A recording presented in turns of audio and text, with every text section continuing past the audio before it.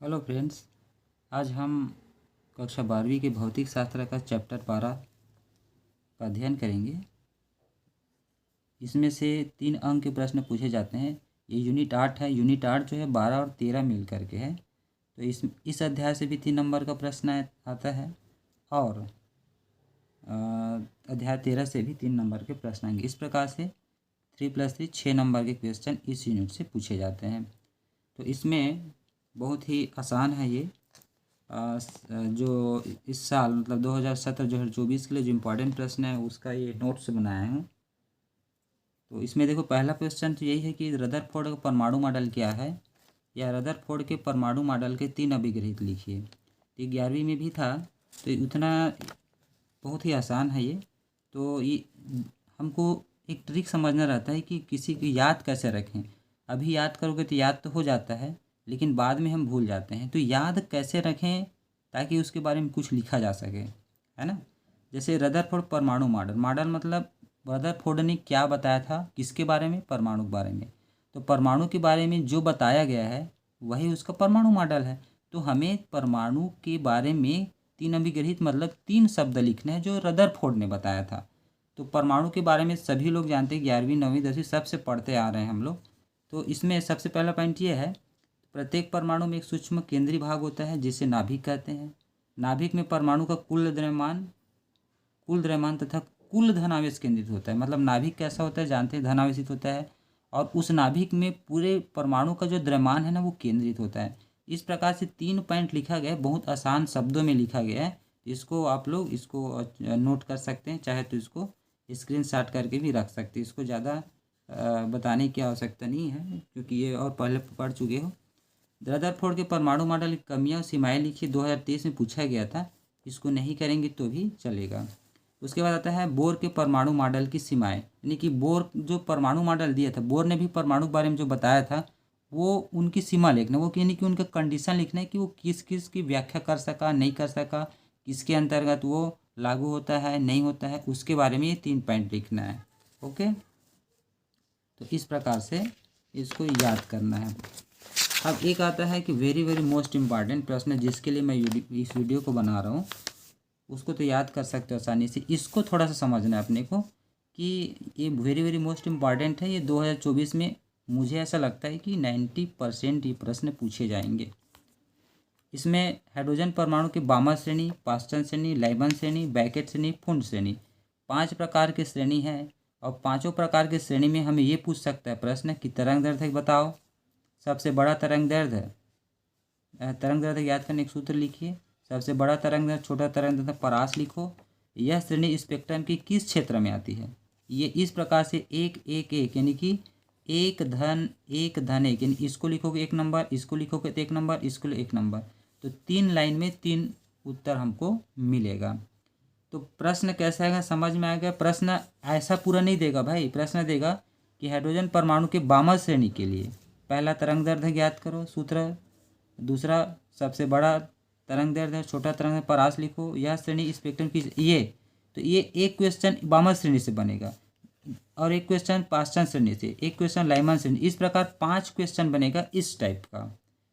ठीक है, तो 5 को करोगे तो 3 में 3 नंबर मिलेगा, 3 ही लाइन का उत्तर है। और इसमें लिखने का ट्रिक भी बताऊंगा कि कैसे हम आसानी से याद कर सकते हैं। ओके, पहला देखो बामा श्रेणी, तो इसका परिभाषा कैसे लिखेंगे, उसको एक परिभाषा याद रहेगा तो हम दूसरी परिभाषा आसानी से लिख सकते हैं। कैसे देखो, जब कोई इलेक्ट्रॉन उच्च ऊर्जा स्तर से द्वितीय कक्षा में संक्रमण करता है तो प्राप्त स्पेक्ट्रमी रेखाओं को तो जो स्पेक्ट्रमी रेखा प्राप्त होता है उसको बामा श्रेणी कहते हैं। तो ऐसा परिभाषा सब में रहेगा, ये जब कोई इलेक्ट्रॉन उच्च ऊर्जा स्तर से, ये सब में रहेगा, यहाँ तक सब में रहेगा। ये द्वितीय जो लिखा है उसके जगह में कोई इलेक्ट्रॉन पहले में प्रवेश करेगा, कोई इलेक्ट्रॉन तृतीय कक्षा में प्रवेश करेगा, कोई इलेक्ट्रॉन चतुर्थ कक्षा में प्रवेश करेगा।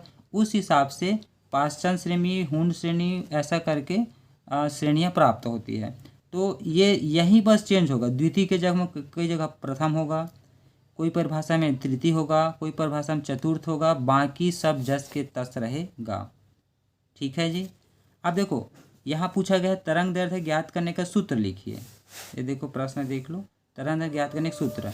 तो बामर श्रेणी के लिए निकालना है। तो बामर श्रेणी के लिए तरंग दैर्ध्य ज्ञात करने का सूत्र होता है 1/λ बराबर आर 1/, अब यहाँ इस देखो 1/λ भी नहीं बदलेगा, चाहे पांचों श्रेणी में से कोई भी श्रेणी को बनाओगे 1/λ नहीं बदलेगा, वो सब में रहेगा। आर भी नहीं बदलेगा, 1/n² भी नहीं बदलेगा। तो बदलेगा क्या, यहाँ पर जो 2² लिखा हूँ वो बदलेगा। यदि इलेक्ट्रॉन द्वितीय कक्षा में प्रवेश कर रहा है तो 2 का वर्ग होगा, प्रथम कक्षा में प्रवेश करेगा तो 1 का वर्ग होगा, तृतीय कक्षा में प्रवेश करेगा परिभाषा में आएगा तो 3 का वर्ग होगा, चतुर्थ कक्षा के लिए 4 का वर्ग हो जाएगा, और ये बदलता जाएगा यहाँ पर जो लिखे हैं। ठीक है, यहाँ दूसरे कक्षा लिखा है 2 का वर्ग रहेगा, तो n का जो मान होगा वो 1 ज़्यादा होगा, 2 है तो यहाँ 3 4 5 6 आदि लिखेंगे। मान लो यहाँ पर 1 रहेगा तो यहाँ n का मान 1 2 3 4 रहेगा। मान लो यहाँ 5 है तो n का मान 5 6 7 8 ऐसे डाटेड में रहेगा, बाकी कुछ नहीं बदलेगा। अब फिर दूसरा प्रश्न था कि सबसे बड़ा तरंग दैर्ध्य 6563 एंगस्ट्रॉन होता है और सबसे छोटा तरंग दैर्ध्य 3646 एंगस्ट्रॉन के परास का होता है। तो ये परास हमें याद रखना ही पड़ेगा, इसको हम नहीं बदल सकते। ये जितना होगा बामर श्रेणी के लिए उतना ही हमको लिखना पड़ेगा, तो याद ही करना पड़ेगा। तीसरा प्रश्न था बामर श्रेणी में स्पेक्ट्रमी रेखाएं दृश्य क्षेत्र में पड़ती, किस क्षेत्र में पड़ता है पूछा था, तो दृश्य क्षेत्र में पड़ता है, ये लिखेंगे। तो पहला क्वेश्चन का हमारा आंसर हो गया, यानी कि ये जो था हमारा पहला क्वेश्चन था। पहले सेट में ऐसा पूछ सकते हैं। अब दूसरे सेट के लिए लाइमन श्रेणी पूछ देगा, हो सकता है। तो लाइमन श्रेणी किसे कहते हैं उसको बताना है। तो जब कोई इलेक्ट्रॉन उच्च ऊर्जा स्तर से प्रथम कक्षा, देखो बाकी सब सेम है, उसमें परिभाषा में था वैसी सेम है, तो यहाँ क्या जोड़ देना है, प्रथम कक्षा। लाइमन श्रेणी में प्रथम कक्षा में इलेक्ट्रॉन संक्रमण करता है। तो जब कोई इलेक्ट्रॉन ऊर्जा स्तर से उच्च ऊर्जा स्तर से प्रथम कक्षा में संक्रमण करता है तो प्राप्त स्पेक्ट्रमी रेखाओं को लाइमन श्रेणी कहते हैं।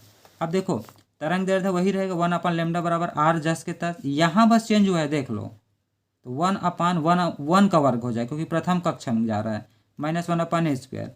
n बराबर, तो n चेंज हो चाहे बोला हूँ तो 1 है 2 से चालू होगा, 2 3 4 5 डॉटेड लाइन। ठीक है, अब इसका जो परास है वो बदल जाता है। इसका परास होता है 1215 एंगस्ट्रॉन से 912 एंगस्ट्रॉन का।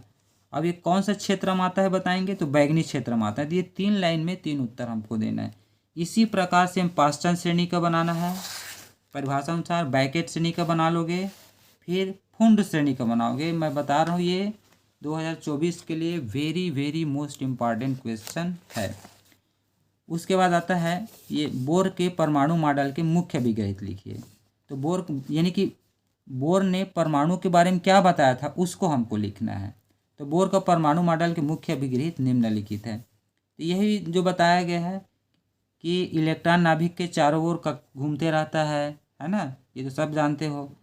अपितु कुछ विशिष्ट कक्षा में घूमते हैं। देखो क्या लिखा है, इलेक्ट्रॉन नाभिक के चारों ओर सभी कक्षाओं में नहीं घूमते हैं, सभी कक्षा में नहीं घूमता है, बल्कि कुछ विशिष्ट कक्षाओं में ही घूमते हैं। इसको नाभिकीय अवधारणा भी कहा जाता है और इस कक्षा को स्थायी कक्षा कहते हैं।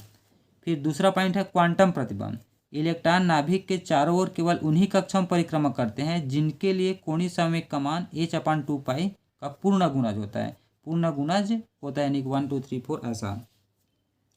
स्थायी कक्षा में आवृत्ति का प्रतिबंध, जब इसको नाभिकीय अवधारणा बोलते हैं पहला पॉइंट को, दूसरे पॉइंट को क्वांटम प्रतिबंध बोलते हैं, तीसरे को स्थायी कक्षा एवं आवृत्ति प्रतिबंध। जब कोई इलेक्ट्रॉन स्थायी कक्षा से निम्न ऊर्जा अवस्था की कक्षा में संक्रमण करता है तो वह एक फोटॉन उत्सर्जन करता है जिसकी ऊर्जा h बराबर EI-EF होता है। और जहाँ EI क्या है बताया गया, E और अंतिम ऊर्जा अवस्था इतना होता है। तो इस प्रकार से इसको हमें याद करना है। ठीक है, उसके बाद ये ऊर्जा स्तर आरेख क्या है, हाइड्रोजन परमाणु के लिए ऊर्जा स्तर खींचिए। ये भी IMP क्वेश्चन है। तो ऊर्जा स्तर आरेख कैसे खींचना है ना। तो इस प्रकार से हमको जो जिस प्रकार से बनाया गया है उसी प्रकार से इसको हमको खींचना पड़ेगा। ऊर्जा स्तर आरेख होता है क्या उसको देख लो। ऊर्जा स्तर आरेख वह आरेख होता है जो किसी परमाणु में विभिन्न स्थायी अवस्था को समांतर क्षैतिज रेखाओं द्वारा व्यक्त करता है। जो रेखाएं होती हैं है ना, किसी परमाणु की विभिन्न अस्थायी अवस्था को प्रदर्शित करता है और इसको समांतर क्षैतिज रेखाओं द्वारा प्रदर्शित करते हैं। तो यहाँ पर ये लाइमन श्रेणी दिखाया गया है, एक ठो बड़ा खींचना है, फिर ऐसा सिंगल सिंगल सिंगल ऐसा कर खींचना है। फिर लाइमन श्रेणी के बाद तुमको पास्चन श्रेणी दिखाना है, फिर ये बामर श्रेणी, लाइमन के बाद बामर, फिर पास्चन, और ये कौन कौन सा क्षेत्र है उसको दिखाना है। तो बस इस चित्र सहित इसको बनाएंगे, 3 नंबर में आ जाता है ये। ठीक, उसी प्रकार से लास्ट सवाल इसका, अल्फा प्रकीर्णन के प्रयोग का वर्णन निम्न बिंदुओं के आधार पर कीजिए। ठीक है, यानी कि रदरफोर्ड ने जो प्रयोग किया था उसके बारे में बताया गया है कि होता क्या है। तो इसमें थोड़ा सा मैं समझा देता हूँ कि इसमें चित्र इस प्रकार से बनाएंगे ऐसा ये।